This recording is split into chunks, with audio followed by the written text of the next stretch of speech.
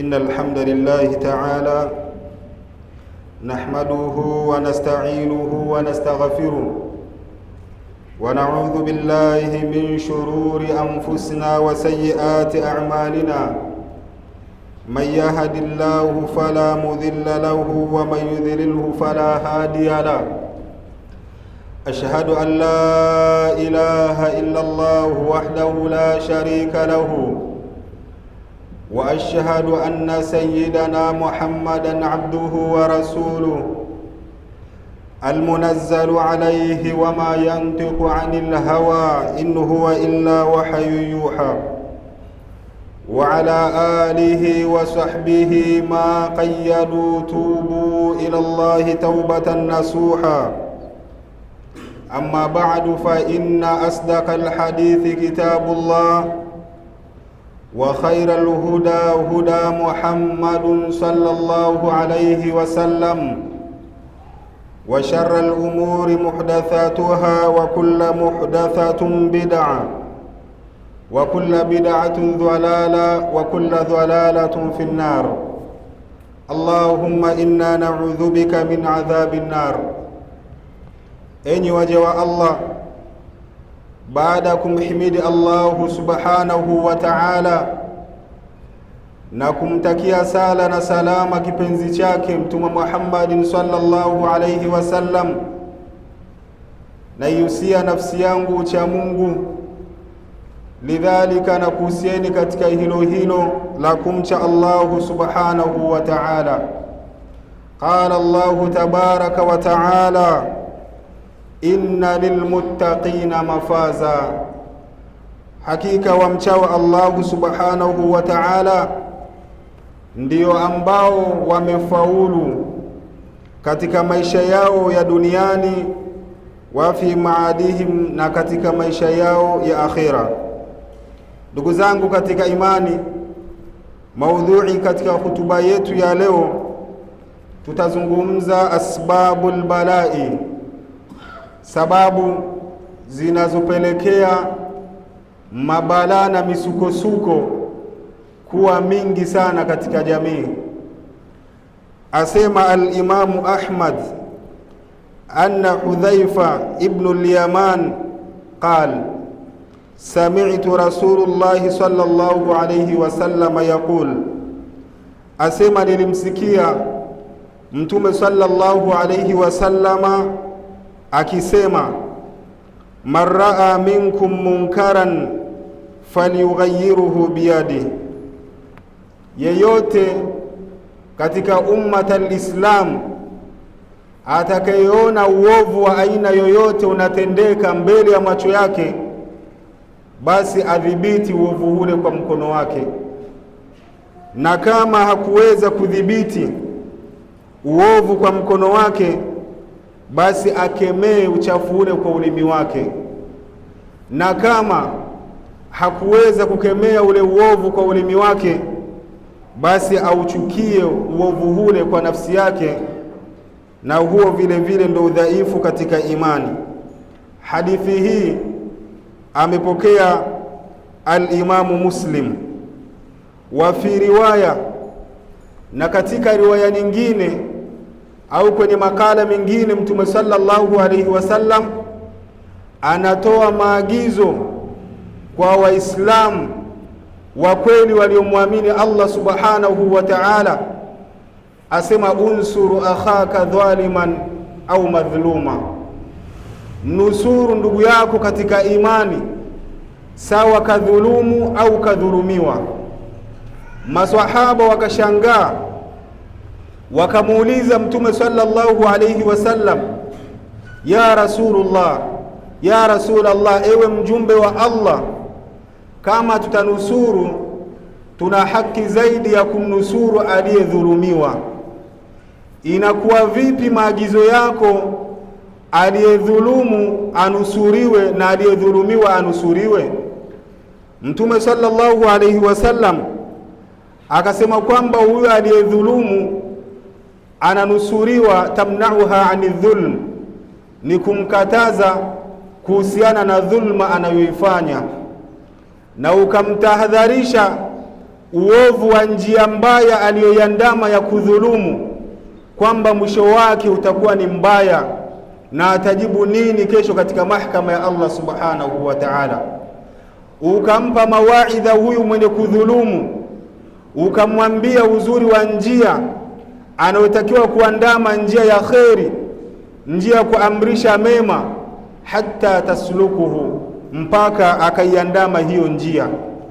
Basi kufanya hivyo utakuwa umewanusuru wawili hawa wenye kudhulumiwa na kudhulumiana.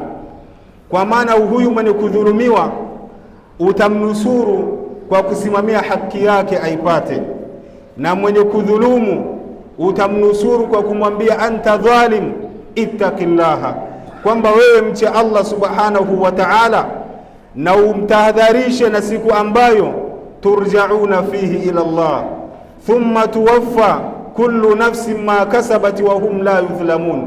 Ni kumwambia wewe mwenye kudhulumu, iogope siku ambayo utarejeshwa kwa Allah subhanahu wa ta'ala, kisha kila nafsi ilipe kwa yale iliyotenda katika dunia, na hawatadhulumiwa kabisa. Ndugu yangu katika imani, asema Allah subhanahu wa ta'ala akizitaja alama au sifa ambazo zimetufanya sisi ummati Muhammad kuwa ni umma bora. Zimekuwa kuna sababu nyingi. Sababu ya kwanza ilitajwa kwamba nini ummati Muhammad mmefanywa kuwa ni umma bora kwa sababu ya kule kutoa kwenu ushuhuda kwa watu, ushuhuda wa kheri, na ushuhuda huo ukahesabika kuwa ni sehemu ya ibada, likawa ni sehemu kwenu nyinyi mkawa umma bora. Lakini kwenye kipande kingine Allah subhanahu wa ta'ala anasema kuntum khaira umma, nyinyi mmekuwa ni umma bora, ta'muruna bil ma'rufi wa tanhauna 'anil munkar, kwa kule kuamrishana mema na kukatazana maovu, mkawa ni umma bora kuliko umma nyingine zilizopita. Hii ni moja ya alama. Ndugu zangu katika imani, mada yetu ni asbabul balai, ni sababu inayopelekea majanga, hofu, maradhi, njaa, kuchukiana sisi kwa sisi, misukosuko katika ardhi kuwa mingi.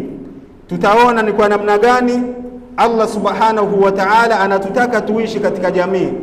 Ndugu zangu katika imani, hii ni ya kwanza. Anasema Allah kwamba mmekuwa umma bora kwa kuamrishana mema na kukatazana maovu. Kikundi cha maswahaba siku moja walimfuata Mtume sallallahu alaihi wasallam, wakamwambia ya Rasulullah, ewe mjumbe wa Allah, qad dhahabu ahlu duthuri bil ujur, wametuzidi watu wenye kipato, watu wenye mali zao wametuzidi kwa ujira. Yusalluna kama nusalli, wana fursa ya kuswali kama sisi tunavyoswali. Wayasumuna kama nasumu, wana fursa vile vile wanafunga kama tunavyofunga.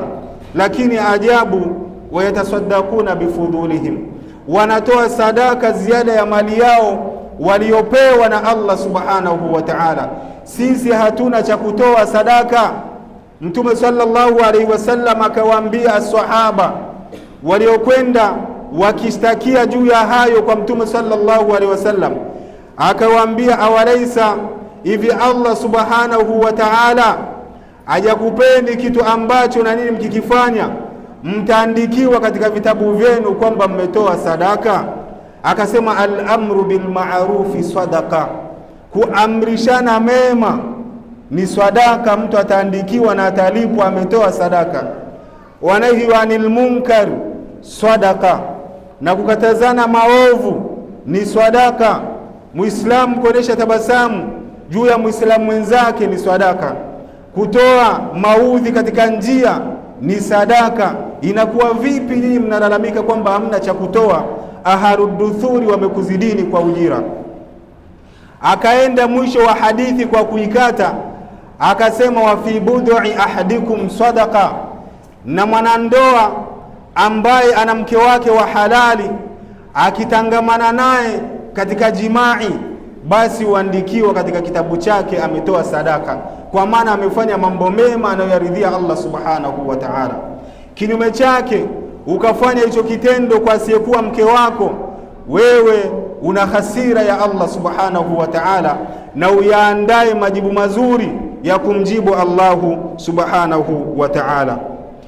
Ndugu zangu katika imani, Allah anatoa kisa katika Qur'ani tukufu, kisa ambacho kimekuwa ni maarufu kwetu sisi, lakini tunakithibitisha katika hutuba yetu ya leo.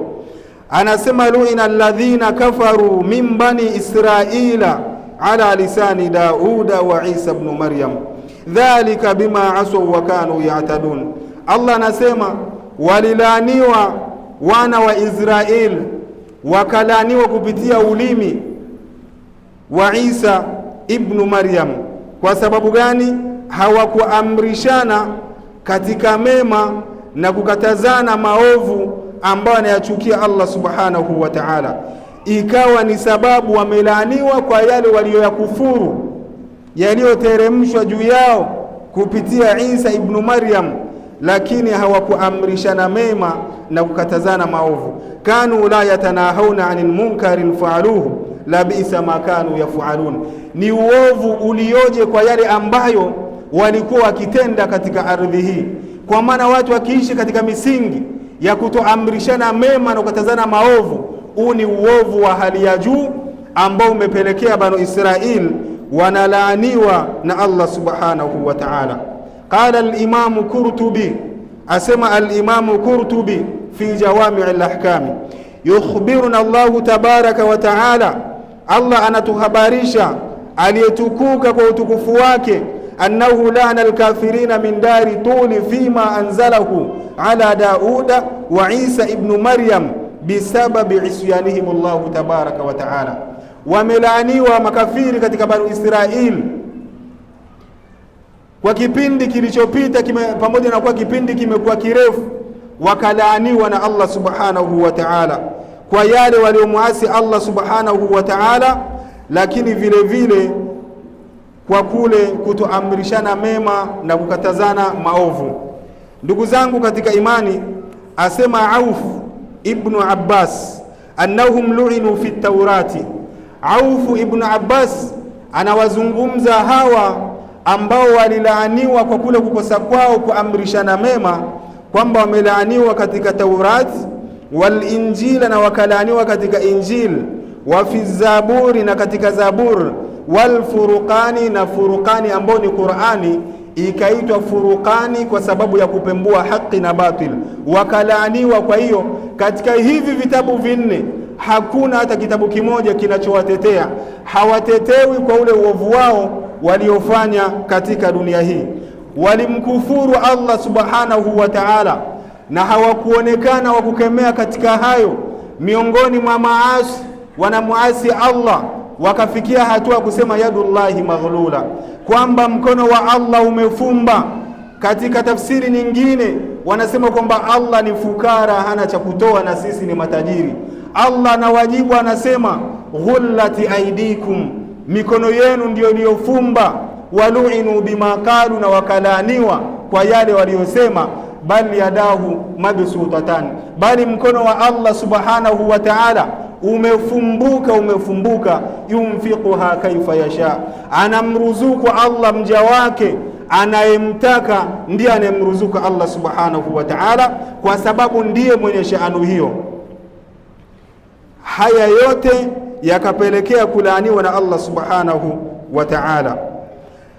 Kanu la yatanahawna an munkarin fa'aluhu, walikuwa hawakatazani katika maovu na machafu yaliyokuwa yakifanyika katika zama hizo.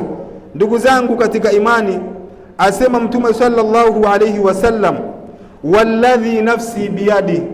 Mtume sallallahu alayhi wasallam katika kuzungumza haya maneno, mwanzoni mwa maneno haya anatanguliza kiapo kikubwa sana, na apa kwa Allah subhanahu wa ta'ala ambaye kaimiliki nafsi yangu katika mikono yake.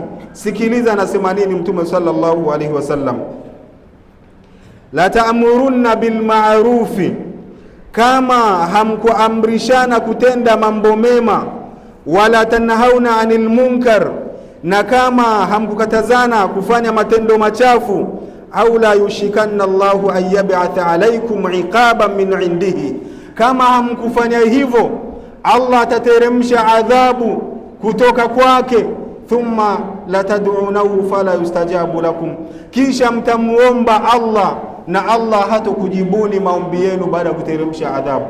Al-yawm asbaha zina amru tabaiya wa laysa amrun ajib.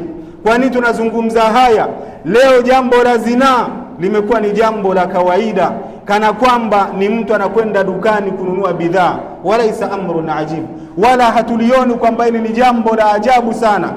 Mtizama maagizo ya Allah subhanahu wa ta'ala, wa qul lilmu'minina yaghuddu min absarihim wa yahfadhu furujahum. Anaambiwa Mtume sallallahu alayhi wasallam, waambie waumini waliomwamini Allah subhanahu wa ta'ala wainamishe macho yao, kwa maana wasitumie macho yao kuangalia haramu, na wazihifadhi tupu zao.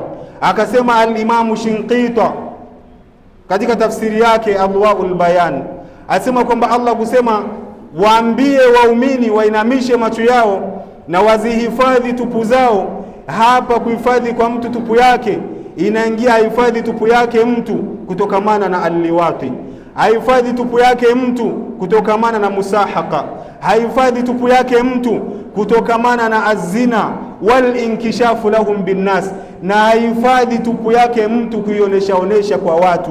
Yote haya yanaingia katika mtu kuhifadhi tupu yake. Kwa ndugu zangu katika imani, Mtume sallallahu alayhi wasallam akasema kama amkuamrishana mema na mkakatazana maovu, itateremka adhabu kutoka kwa Allah subhanahu wa ta'ala. Baada ya adhabu mtatanabba na kutaamal, mtake kurejea kwa Allah, la tad'unahu thumma la tad'unahu fala yustajabu lakum, mtamuomba Allah lakini Allah hatakujibuni. Leo ni matangazo mangapi ambayo yamedhihirika katika ardhi, ambayo ni matangazo ya kutangaza zinaa. Tutaiona hadithi ya mtume nyingine inavyosema kuhusiana na uchafu kuenea katika jamii mpaka ukao ni wenye kutangazwa, ni yapi yataukuta umma huu. Asbabul balai, hii ni moja ya sababu zinazopelekea mabalaa kuwa mengi katika jamii, ni pale ambapo hata hilo la zinaa limekuwa ni jambo la kawaida. Limekuwa jambo la kawaida watu kula riba, limekuwa ni jambo la kawaida Muislamu kwa Muislamu hivi leo hawaelewani, hali ya kuwa hao ni ndugu. Tizama hadithi ya Mtume sallallahu alaihi wasallam, Muislamu kwa Muislamu walifananishwa ni sawa na kiwiliwili kimoja. Kikiuma kidole kimoja katika mwili wa mwanadamu, mwili mzima utayapokea maumivu. Ndivyo wanavyotakiwa kuwa Waislamu, lakini leo hawapo katika misingi hiyo. Tumeishi katika zama ambazo leo tunaona biashara ya haramu zimekuwa ndio nyingi katika jamii, na ndio biashara zinazofanywa matangazo na kusifiwa kwamba zina faida ya hali ya juu. Hadithi ya Mtume sallallahu alaihi wasallam, mtamuomba Allah baada ya adhabu, kisha Allah hatakujibuni. Ndipo hapo katikati Allah akatutaini kwa ugonjwa wa corona, akaleta Ebola, akaleta kimbunga sijui Idaya, akaleta kadha. Yote hii ni michechemo inatokea katika ardhi kwa sababu hatukuchukua hii barabara ya kuamrishana mema na kukatazana maovu. Leo katutaini kwa mtihani wa njaa, katutaini kwa mtihani wa vita. Leo maadui wa Allah wanapigana wote, imepelekea kuwa ni vurugu na hali kuwa ngumu katika jamii. Turejee kwa Allah ndugu yangu katika imani, tuamrishane mema na kukatazane maovu, tuone kama tutaziepuka hasira za Allah subhanahu wa ta'ala. Wama kana Allahu, sikiliza ahadi ya Allah subhanahu wa ta'ala, ahadi anayoitoa Allah katika Qur'ani tukufu, wama kana Allahu muhlikal qura illa wa ahluha dhalimin. Allah hakuwa ni mwenye kuangamiza mji, hakuwa ni mwenye kuangamiza kijiji, isipokuwa watu wa mji huo wamezidi udhalimu. Mtizama leo ndugu zangu katika imani, mvua imesifika kuwa ni baraka inavyonyesha kutoka mbinguni, lakini leo mvua zinazonyesha leo, baada ya kushukuru tunalaani, kwa sababu mvua zikija zinakuja na mabalaa. Leo imekuwa watu tunakufuru kwa kuwapata watoto ambao ni waovu, wewe huyo mwanao ambaye kumpata kwake ulifunga na ukatoa sadaka, ukamwomba Allah akujalie mtoto, lakini leo mtoto anatamani lau baba yake angekufa, na baba anatafuta mbinu za kumbaliza mwanaye. Riziki na neema imekuwa ni nakama, kwa sababu tumekuwa kinyume na maamrisho ya Allah subhanahu wa ta'ala. Ndugu zangu katika imani, sasa yachukue maagizo ya Allah. Allah hakuwa ni mwenye kuangamiza mji, isipokuwa watu wake wamekuwa ni waovu. Fattaqullaha ya ma'shara muslimin, mcheni Allah ndugu zangu katika imani. Wama kana Allahu muhlikal qura hatta yab'atha fihim rasulan fi ummiha, Allah hakuwa ni mwenye kuangamiza watu, Allah hakuwa ni mwenye kuangamiza mji, isipokuwa akamtuma mtume kwa watu wa mji ule. Tizama ndugu zangu katika imani, wakati wanaangamizwa hawa wakina Quddaru ibn Harith, walitumiwa mjumbe wa Allah subhanahu wa ta'ala ambaye ni Nabiullahi Saleh, wakamkadhibisha Saleh kuhusu ngamia. Fa'aqaruha fadamdama alaihim rabbuhum bidhanbihim fasawaha wala yakhafu uqubaha. Haya ni maagizo ya Allah subhanahu wa ta'ala. Tizama watu wa Lutu walivyoangamizwa. Hawakuangamizwa, sharti alitumwa Lutu akawaidhia kuhusiana na ukhatari wa makosa makubwa ya watu walioandama watu. Tizama watu wa Nuh, wote walitumiwa watu, mpaka Firauna naye alitumiwa Nabiullahi Musa, akawa ni mwenye kibri, akayakataa maagizo ya Allah subhanahu wa ta'ala. Allah akamwangamiza, kisha akampa ahadi, falyawma nunajjika bibadanika litakuna liman khalfaka aya. Ndugu zangu katika imani, vile vile Allah subhanahu wa ta'ala akatuchorea sasa mambo ya kuandama, ambayo ikiwa tutaandama ramani hii itatunusuru na adhabu ya Allah, kwa sababu kila mmoja kwenye zama hizi ana shida zake. Kama hauna njaa, una maradhi yanakuzonga. Kama hauna maradhi, una bughdha na ndugu zako kwa ndugu zako. Kila mmoja ana jambo lake linalomshughulisha, amekuwa na hali ngumu sana. Sasa Allah subhanahu wa ta'ala anatupa tiba ya kuyaondosha haya yote. Anasema Allah subhanahu wa ta'ala, ma yaf'alu Allahu min adhabikum in shakartum wa amantum, Allah hatakuteremshieni adhabu ikiwa mtakuwa na tabia ya kumshukuru Allah na mkamtumainia Allah subhanahu wa ta'ala. Jiulize ndugu yangu katika imani, kwenye nafsi yako, ni mara ngapi Allah anakuruzuku, shukurani zake umpelekee Allah, unapeleka kwa mganga ukiamini aliyetenda ni mganga? Ni mara ngapi Allah amekuruzuku ukasahau kumshukuru Allah, shukurani ukawapelekea wengine wasiokuwa Allah? Ikiwa mtamtumainia Allah na mkamshukuru Allah, Allah hawezi kuteremsheni adhabu. Hizi njaa tutasikia huko, na inawezekana hizi riziki na mvua tunazozipata tunapata tu kutokamana na nini? Kutokamana na watoto wadogo na wanyama na wazee. Lakini sisi tuna mengi makubwa tunayofanya ya kumwasi, ambayo yanamghadhibisha Allah subhanahu wa ta'ala. Kwa chukua barabara hiyo. Ni mara ngapi tangia hii wiki imeingia, kabla ya Ijumaa ya leo, Allah anakuruzuku, anakupa chakula, lakini umekula na ukasahau kulitaja jina lake Allah subhanahu wa ta'ala. Allah akakufanyia sahari, umekula kile chakula, hakikuwa ni mtihani kwako, kwa sababu kile chakula unachokula wewe ni tu'mar, kinaamrishwa kile chakula. Allah alikuwa na uwezo kukiamrisha kwamba kaa katika koo lake na iwe ni sehemu ya mauti yako wewe, lakini Allah akakunusuru. Umekula chakula, umemaliza, ukashindwa kulitaja jina la Allah kwa kusema alhamdulillahi rabbil alamin. Ni mara ngapi Allah ametufisha tukiwa usingizini? Ni nafsi nyingi zinazuiliwa tukiwa usingizini, kwa mujibu wa maneno yake anavyosema katika suratul An'am kwamba watu wanavolala, kuna watu ambao roho zao zinazuiliwa kule kule katika usingizi, ikawa ni sehemu wakapita na mauti yao. Lakini wewe umelala miaka yote hii, kisha Allah anakuamsha ukiwa salama, umeshindwa hata kumshukuru Allah kwa kusema alhamdulillahi alladhi ahyani ba'da ma amatani wa ilayhi nushur. Na haya ni maagizo ametupa Mtume sallallahu alaihi wasallam. Umeshindwa, umekosa shukurani, ndio maana tumekuwa na maisha magumu katika jamii. Ndio maana tumeelemewa na magonjwa, tumeelemewa na madeni, tumeelemewa na chuki, tumeelemewa na njaa. Kila kitu kinatuzonga kwa sababu tumekosa shukurani kwa Allah na tumekosa kuamrishana mema na kukatazana maovu. Kwa hiyo hii ni dawa, ichukue.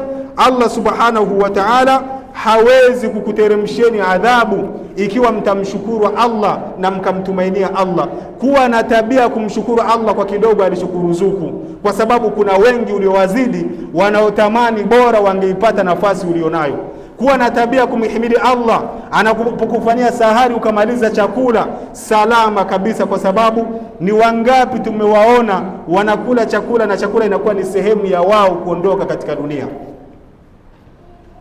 Mtume sallallahu alaihi wasallam akbala almuhajirin, siku moja aliwaelekea muhajirin as-sahaba, akawaambia ya maashara almuhajirin, enyi kongamano la muhajirin, khamsun idha btulitum bihinna wa a'udhu billahi an tudrikuhunna.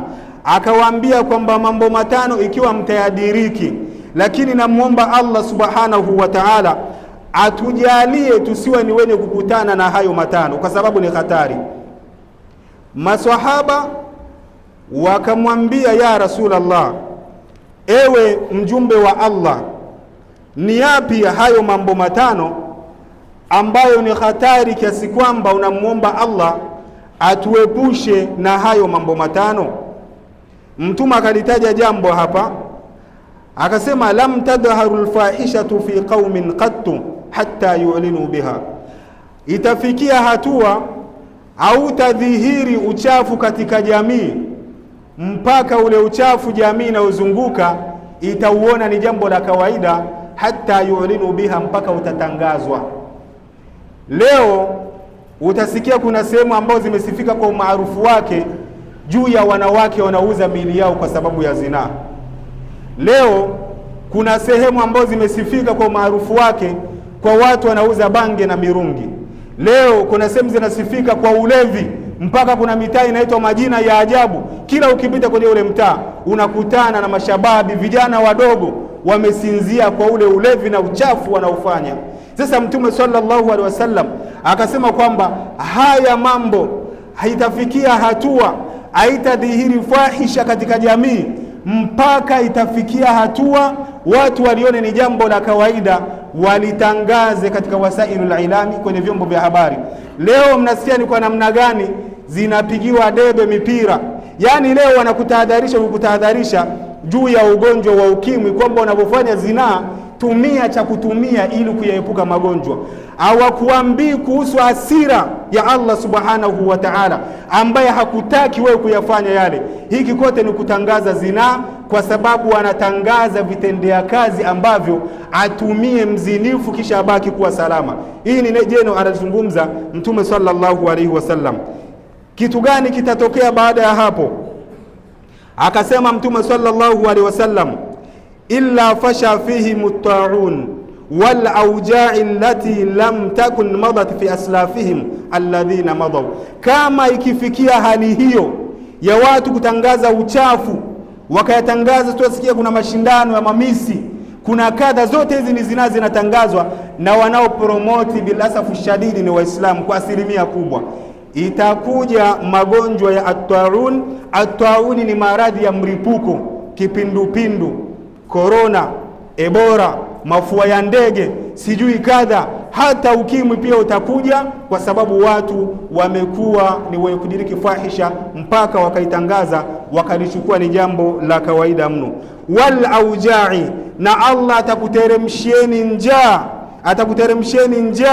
allati lam takun madat fi aslafihim alladhina madaw, njaa ambayo haikuwepo kwa zama zilizokuwa bora ambazo zimetangulia, kwa sababu leo kila mmoja amekuwa ni muhitaji. Lakini haya yote yanatokea kwa sababu ya kutangaza fahisha, kuacha kuamrishana mema, lakini tumekuwa waizi wa shukurani. Leo unaenda shambani unalima, umepanda mti mmoja tu wa mwogo, hauna chochote, umeweka matunda matatu kwenye kuvuna kwako, umekosa shukurani kumwambia Allah alhamdulillah kwa hicho ulichoniruzuku. Wewe kuvuna kwako ni kusononeka. ardhi ya siku hizi bwana haileti mazao kama ilivyokuwa zamani. Wa zamani pengine walikuwa ni wacha Mungu, wewe umezidi uovu. Hata kama haileti, mbona umeweka mti hauna chochote, leo unatoa matunda matatu, unamkufuru Allah subhanahu wa ta'ala. Ndugu zangu katika imani, tumuombe Allah subhanahu wa ta'ala ayathibitishe maneno yake katika vifua vyetu sisi na wazazi wetu na vizazi vyetu, na atujalie firdausi ya juu. Fastaghfiru rabbakum innahu kana ghaffara. Alhamdulillahi rabbil alamin, wassalatu wassalamu ala ashrafil anbiya'i wal mursalin, wa ba'd. Ndugu zangu katika imani, kwa wale ambao wameingia hali ya kuwa wamechelewa, mada yetu ya leo tulikuwa tukizungumzia asbabul balai, sababu zinazopelekea mabalaa, misukosuko, shida, njaa kuwa nyingi katika jamii. Tukaona tuliyoyaona kwa kiasi alichotuwezesha Allah subhanahu wa ta'ala. Akhiran tuichukue hii hadithi ya Mtume sallallahu alaihi wasallama akiapa kumwapia Allah subhanahu wa ta'ala kwamba ikiwa amkuamrishana kutenda mambo mema na kukatazana maovu, basi Allah subhanahu wa ta'ala atateremsha adhabu kutoka mbinguni na mtamuomba Allah, fala yustajabu lakum, lakini Allah hatukujibuni katika maombi mnayomuomba. Kila mmoja anapotoka hapa awe ni barozi wa kuamrisha mema huko anakokwenda. Baba nyumbani, amrisha mema kwa watu wako, kuswali na kufanya mema anayoridhia Allah subhanahu wa ta'ala. Hili jambo la kuamrishana mema si jambo la mashekhe wala maimamu, ni jambo la kila Muislamu mwenye akili ambaye ana neema ya utambuzi katika dini yake. Ukiona jambo linalotendeka ambalo halina haki katika maagizo ya Allah, amrisha mema, kataza maovu, unga njia yako kwa Allah na Allah atakulipa katika hilo. Akhiran, jambo la mwisho, thalathatu ya'tuka bila maw'idin.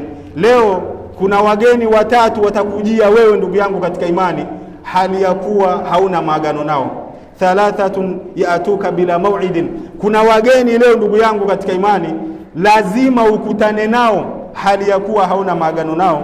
Mgeni wa kwanza ambaye jiandae kukutana naye ni arrizqu. Jiandae kukutana na riziki.